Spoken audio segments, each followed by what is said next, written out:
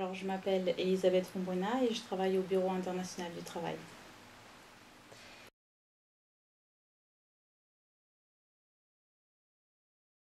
Je suis juriste au département des normes internationales du travail, au BIT.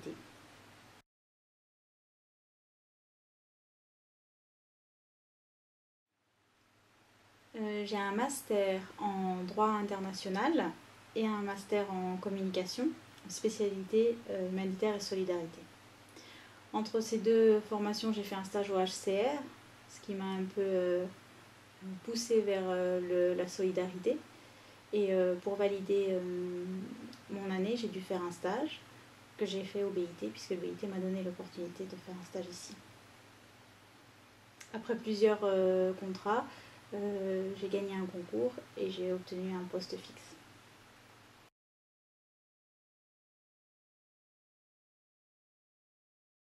Alors le BIT est le secrétariat de l'Organisation internationale du travail, qui est une organisation créatrice de normes sous forme de conventions que les États peuvent ratifier. Et quand les États membres ratifient une convention, se met en place un système de contrôle. Et c'est dans ce cadre que le BIT et les fonctionnaires agissent. Ils assistent les organes de contrôle dans leurs tâches afin de déterminer si les conventions sont appliquées. Et dans ce cadre, je fais de l'analyse juridique.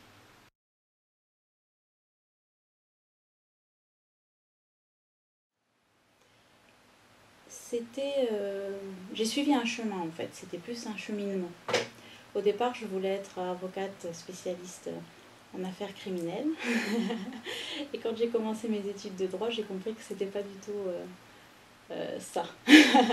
Donc, comme j'étais déjà bilingue quand j'étais à l'école, je me suis demandé ce que je pouvais faire avec un diplôme de droit et plusieurs langues. Et je me suis orientée vers le droit international, qui m'a ouvert une autre porte, la possibilité de faire un stage au HCR, ici à Genève. Et après ça, ça m'a ouvert une porte suivante pour faire un master en communication humanitaire et solidarité.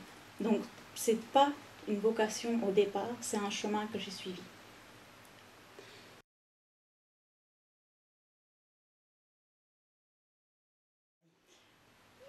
Les compétences juridiques, sans aucun doute.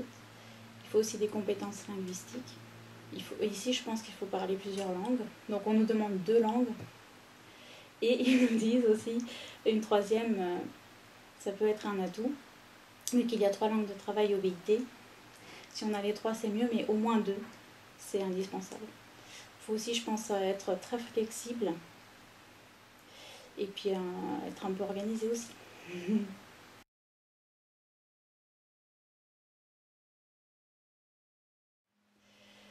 Les côtés positifs, je dirais plutôt la diversité culturelle, parce qu'on a affaire à beaucoup de personnes de plusieurs nationalités. C'est très enrichissant. Les côtés négatifs, je dirais qu'il faut être prêt à faire quelques sacrifices, parce que c'est quand même... Comme on travaille dans un environnement international, on peut être appelé à partir de Genève et à voyager beaucoup. Ça peut être un sacrifice, sans compter qu'on peut être carrément envoyé pendant plusieurs années à l'étranger.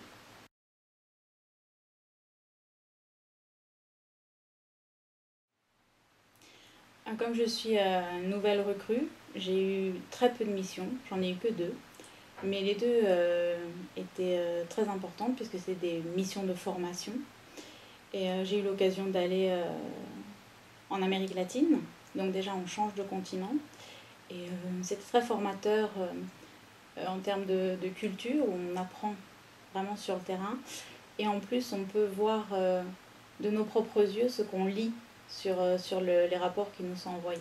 Donc ça, c'est très important.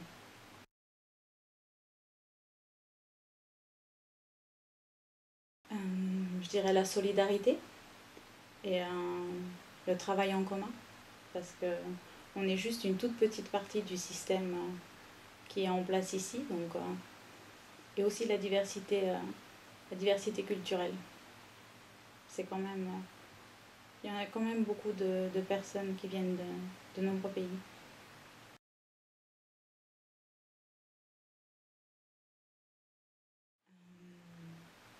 Je leur dirais qu'il faut qu'ils soient toujours informés, qu'ils s'informent parce que la coopération internationale c'est quand même beaucoup de pays, qu'il faut qu'ils parlent plusieurs langues, ça c'est vraiment important, ça va les aider.